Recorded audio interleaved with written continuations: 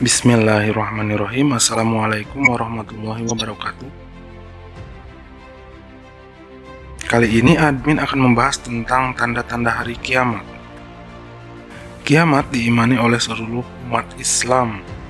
Allah berfirman, "Dan sesungguhnya hari kiamat itu pastilah datang, tiada keraguan padanya." Beda halnya dengan non-Islam, bahkan ada yang membuat bunker atau rumah di beberapa negara lain untuk menghindari kiamat, padahal dalam Al-Quran dijelaskan yang artinya, dimanapun kamu berada, kematian akan mendapatkan walaupun kamu berada dalam benteng yang tinggi dan kokoh. Maksud dari ayat itu adalah sebagaimanapun kamu membuat bangunan seperti bunker ini, tidak akan jadi penolong, hanya berimanlah yang akan menjadi penolongmu.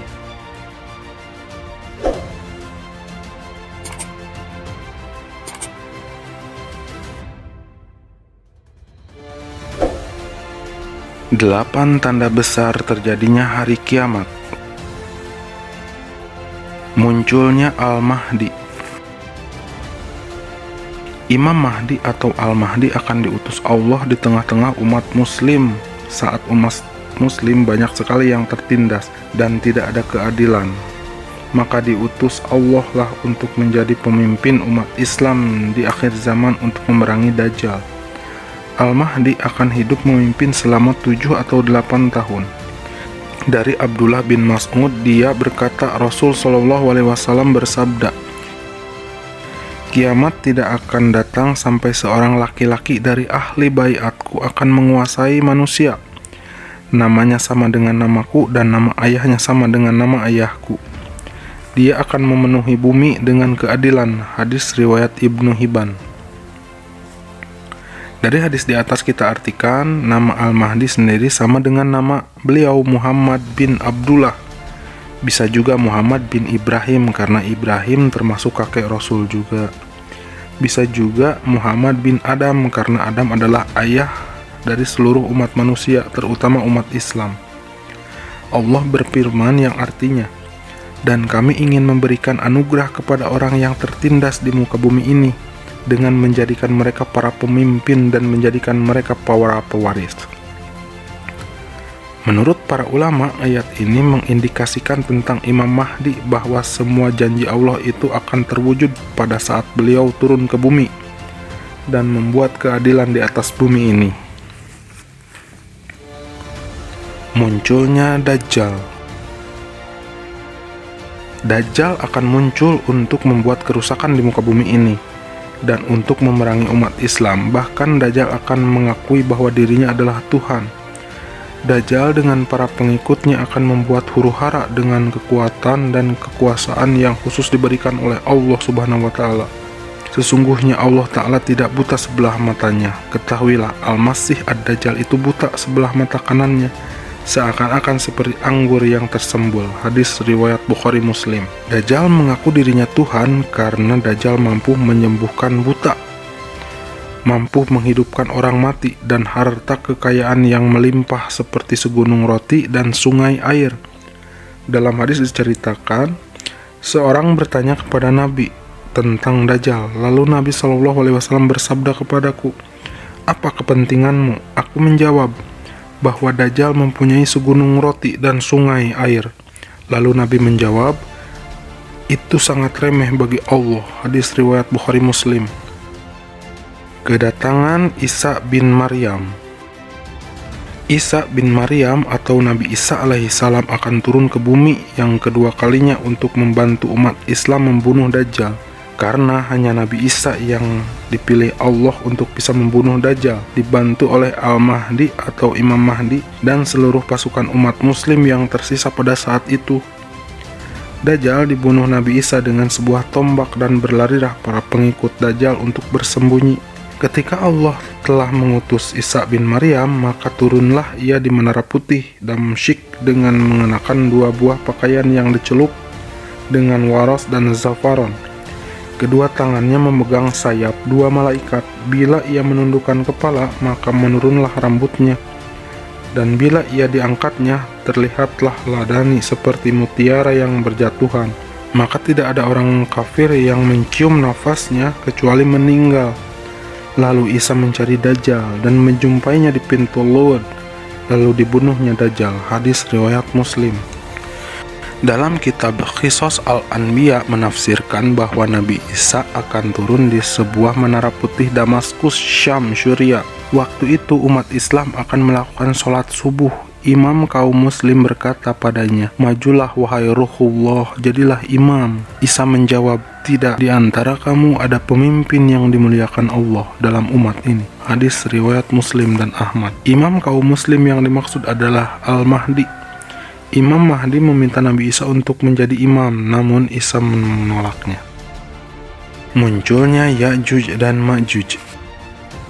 Ya'juj dan Ma'juj adalah sekelompok orang yang jumlahnya sangat banyak sekali. Ya'juj Ma'juj ini sekumpulan manusia yang membuat kerusakan di bumi sebelum zaman Rasul Shallallahu Alaihi Wasallam. Mereka dihimpit oleh dua gunung dengan seseorang yang soleh berilmu tinggi. Beliau adalah Zulkarnain.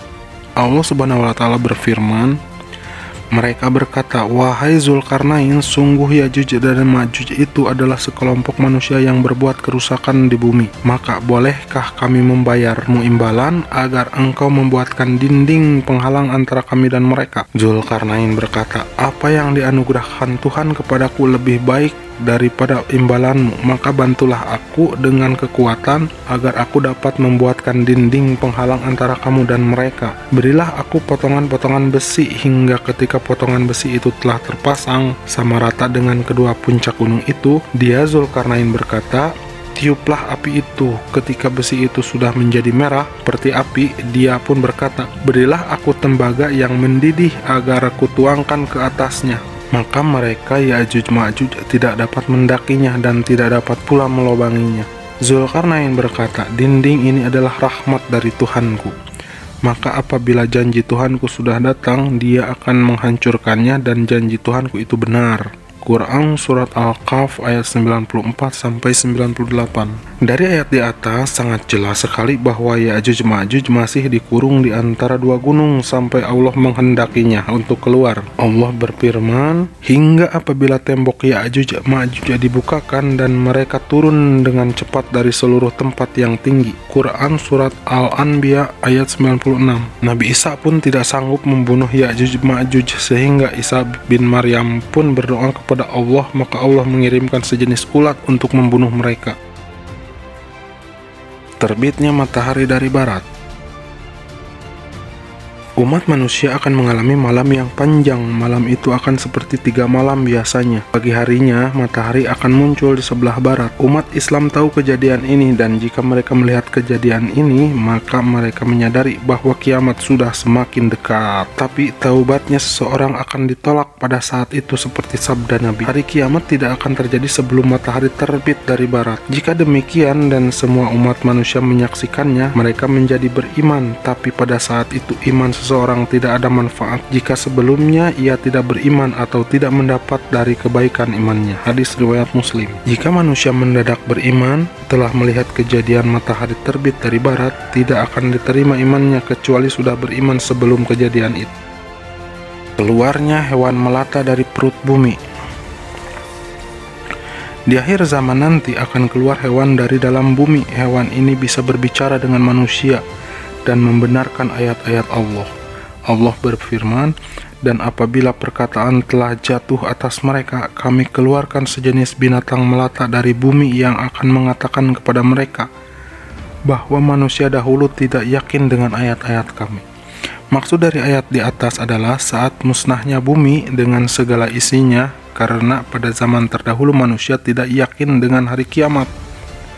Oleh karenanya keluarlah ayat tersebut bahwa di hari nanti akan keluar binatang semacam itu. Imam Ahmad dan At-Tirmizi rahimahumullah meriwayatkan dari Abu Hurairah rahimahumullah dari Nabi SAW, beliau bersabda, Seekor binatang akan keluar dengan tongkat Musa dan cincin Sulaiman alaihissalam. Lalu ia akan memberikan tanda atau cap sebagai tanda pengenal kepada seorang kafir. Salah seorang perawi hadis berkata, pada hidung seorang kafir dengan cincin yang menjadikan mukmin bercahaya, serta memutihkan dengan tongkatnya, sehingga orang-orang yang sedang berkumpul akan tahu satu sama lain antara orang kafir dan beriman. Disalin dari kitab Asyaratus Sya'adah. Hadis di atas memberitahu kita bahwa hewan melata tersebut akan membawa tongkat Nabi Musa dan cincin Nabi Sulaiman untuk menandai manusia mana yang beriman dan mana yang kafir.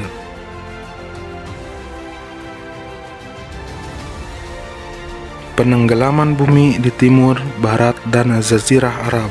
Ada yang berpendapat bahwa penenggelaman bumi sudah terjadi sebagian, dan ada juga yang berpendapat bahwa manusia beriman tidak akan menyaksikan kejadian ini karena sudah tidak ada lagi manusia beriman pada saat itu. Tapi tidak menyangkal kemungkinan bahwa peristiwa ini sudah terjadi atau belum. Rasulullah SAW bersabda, tidak akan terjadi kiamat hingga banyak terjadi gempa bumi. Hadis riwayat Bukhari. Dalam hadis lain, sesungguhnya kiamat tidak akan terjadi hingga kalian melihat 10 tanda. Lalu beliau menyebutkannya di antaranya. Dan 3, penenggelaman ke dalam bumi, penenggelaman di timur, penenggelaman di barat, dan penenggelaman di Jazirah Arab. Diriwayatkan dari Ummu Salamah, beliau berkata, aku mendengar Rasulullah SAW bersabda, sepeninggalku akan terjadi penenggelaman di timur, penenggelaman di barat, dan penenggelaman di Jazirah Arab. Aku bertanya, apakah bumi akan ditenggelamkan sementara di dalamnya ada orang-orang soleh? Rasulullah SAW menjawab, jika penduduknya sudah melakukan kefasikan dan kekejian.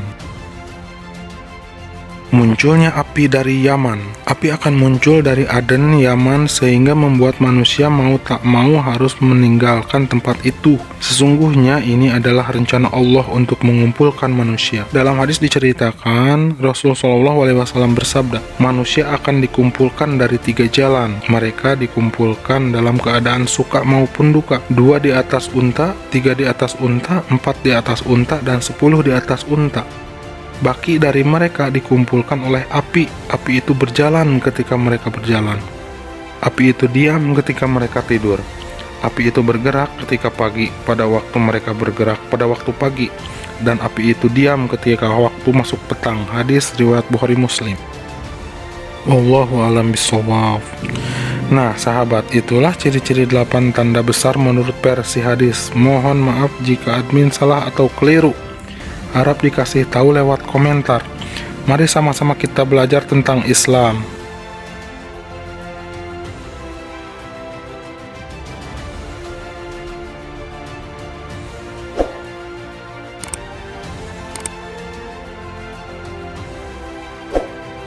Wassalamualaikum warahmatullahi wabarakatuh.